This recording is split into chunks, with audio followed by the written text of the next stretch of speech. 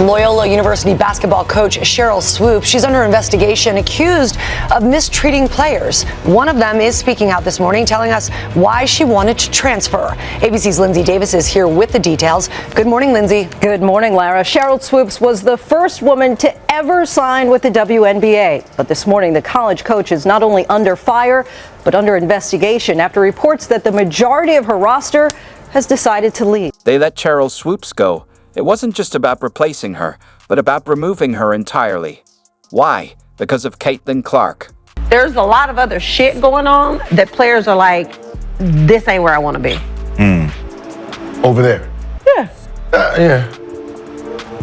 Some new shit going on around there. It's a lot. Yeah. So you have players that are very significant on this Indiana Fever team that are like, I don't want to be here. This is where I want to be. Yeah. Now listen. A while ago, Swoopes was quick to predict trouble for the Indiana Fever. Caitlin Clark boldly claimed that no one would want to play in Indiana and that top talent would never sign there. Hey, welcome back to the channel. I really appreciate you tuning in today. I hope you're having a great day. Big shout out to the 19. Let's go. Today, I wanted to take a closer look at the Fever roster now that we've moved past the bulk of the free agency offseason. There have been plenty of changes. Fast forward to now, and the Fever just made the most significant free agency move in WNBA history. And the way they came back the second game, it just makes you excited to, okay, I want to be a part of that. They didn't lay down and quit. They came back and actually try to beat us early, that next game. So y'all can record this, you cannot record it, but the biggest thing I want everybody to hear me say right now. She's been pretty quiet lately. Ever seen someone disappear after talking big? That's exactly what's happening right now. Indiana just made a move that's sending a clear message throughout the entire league, and we're here to break it all down. All right, hoop fans, gather round because there's some serious excitement brewing in the WNBA. The Indiana Fever just secured Brianna Turner in free agency. Let that sink in for a moment.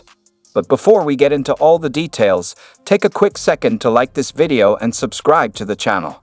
Stay tuned for the latest WNBA updates, expert analysis, and all the drama you won't want to miss. Now, let's dive in. But I think you're starting to get a little bit more shine from maybe the casual fan, and maybe some folks who maybe didn't know or haven't seen Indiana as much as they've seen this year. I agree. So what's that part like, getting that little bit more attention and getting a little bit more shine and getting the recognition that... The Indiana Fever just completely shook up free agency. They didn't just sign players, they built a powerhouse. Ever played franchise mode in a video game and went all out in free agency?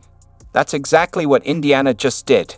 They went all in, loading up their roster with seasoned champions, fierce competitors, and players who bring both skill and confidence.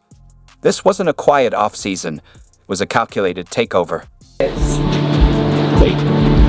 Yep. You look good on me, huh? Look good. Like a whole 360. Like, I think I was talking to my wife about it. I'm like, man, what if I go back to Indiana where I started? That would be crazy. Look where I'm at. First, they brought in Natasha Howard, a three-time WNBA champion and one of the most formidable defensive players in the league. Howard doesn't just defend, she shuts opponents down. Her versatility to guard anyone, protect the rim, and control the boards immediately strengthens Indiana's defensive presence. Going for your services, DeWanna, so why was this the right opportunity for you? I just feel like it was the location for one. My kids are literally right up the road, and I've spent a lot of time away from them, so that and the core that they have here now is just kind of want to fit in, and be another piece of the puzzle, and hopefully bring the energy dynamic and take us to a different level in the playoffs. Next up, they brought in DeWanna Bonner, a scoring powerhouse and a nightmare matchup for any defender. Bonner adds championship experience and a clutch factor that makes the Fever a true playoff contender. Alongside her, Sophie Cunningham is starting to shine. Cunningham's three-point shot is on fire, whether it's from the corner or creating turnovers. She's a defensive disruptor, and that steal and one opportunity proves her all-around game. But that's not all. Sophie Cunningham is a spark plug, fearless, trash-talking, and always ready to fire up her team and the crowd. She thrives under pressure and plays with a chip on her shoulder, exactly what Indiana needed. To round it out, they added Sydney Colson, a seasoned veteran with championship pedigree who excels at bringing teams together behind the scenes. Colson's leadership in the locker room will be just as vital as her contributions on the court. This isn't just a collection of talent, it's a blueprint for success. The Fever didn't wait for greatness, they built it. In Sophie Cunningham, the Indiana Fever are trading for a multi-dimensional wing, capable of knocking down the three ball. Cunningham is starting to cook. Cunningham three is good. Cunningham from the corner. Locking down defenders. Several deflections, and this time she gets the steal and the N1 opportunity. For months, the media stuck to the same tired narrative. Nobody wanted to play for Indiana. The franchise was considered a dead zone, a place where elite players wouldn't even think of signing. Analysts wrote off the Fever, and critics laughed at the idea of landing major free agents. Sheryl Swoopes practically dismissed the notion that Indiana could attract top-tier talent. To many, the Fever were just another struggling team with no real appeal, unable to make significant moves. And yet, here we are. Indiana didn't just sign free agents, they secured some of the best available talent. The same team that supposedly couldn't draw stars just assembled one of the most dangerous rosters in the WNBA. Natasha Howard, Dewana Bonner, Sophie Cunningham, Sydney Colson. These aren't just warm bodies. They're game changers, playoff-proven veterans who could have gone anywhere, but they chose Indiana. That alone smashes the narrative that the Fever are an undesirable destination. Now, the same analysts who doubted Indiana are scrambling, trying to explain how this all came together. Their take is outdated, like expired milk. The perception of the Fever has flipped overnight, and there's one undeniable reason. They built a culture that players want to be part of. With Caitlin Clark in town, an aggressive front office making bold moves, and a roster now among the league's best, Indiana isn't just a team to watch. They're a powerhouse in the making. Let's be real. This is the Caitlin Clark effect in full force. Clark isn't just another rookie trying to make a name for herself. She's a franchise-altering talent. A player who doesn't just elevate her team, but reshapes the entire WNBA.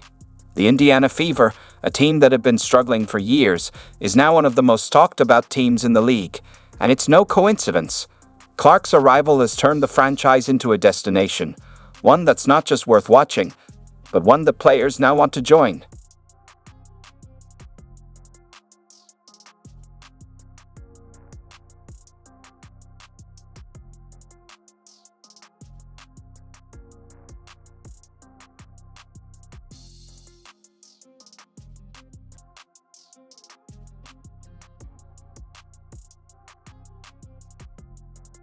And that's where you brought up the Fever. I think what I've learned in my WNBA experience is pace of play trumps physicality, it trumps size, it can trump experience, because a lot of times when you're experienced, it's really like code word for your veteran, which is code word for your old. Slow the pace. Yeah.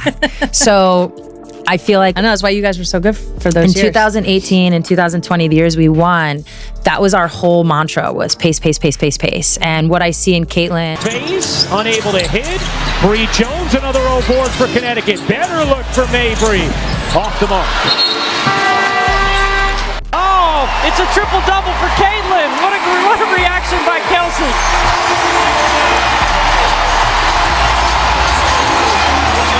Well, how about the knowledgeable fans in this building? They burst out of their seats like it was a game winner. Sophie, when you talk about the young girls that came in, Caitlin Clark, Angel Reese, rookie class, really hyping up the league coming from college to the WNBA, what has that done for you and the buzz of this entire league? I think it's so positive. I really do. I think it's a fun time to be a part of the W. I truly believe that. I think the skill and the talent has always been there, but now it's just the viewership. And so I give a big old clap to the rookie class. I think that's a lot to deal with when you're at that age and you have that many eyes on you. But I think they've done a great job in the league as well. I think the physicality and all that they're going to get used to, but I think especially Caitlin Clark, she's been killing it. Pin down here, wide open. Bang! We might need to update. Swoopes has it, turns in the air for the game. Oh! Unbelievable! And The game didn't need saving. I don't know who came up with Caitlin was a savior. That's not true. What the game needed was a disruption in the economic marketplace, and that's what we're seeing here, and that's why it's been so fun. Right now. Down that slows the whole team down. Use her body and get to her spots of being able to affect that defense. Mark is coming off a masterful night and starts us off. Absolutely. Just watching Fever last season is how young they were and also how they made it to the playoffs, like as a young group. Like, you really don't see that a lot in WNBA. So, but I was just really proud of their work ethic, how they were so hungry and they were passionate about winning games and stuff. They had each other back, they trust each other out there, and that's the type of the front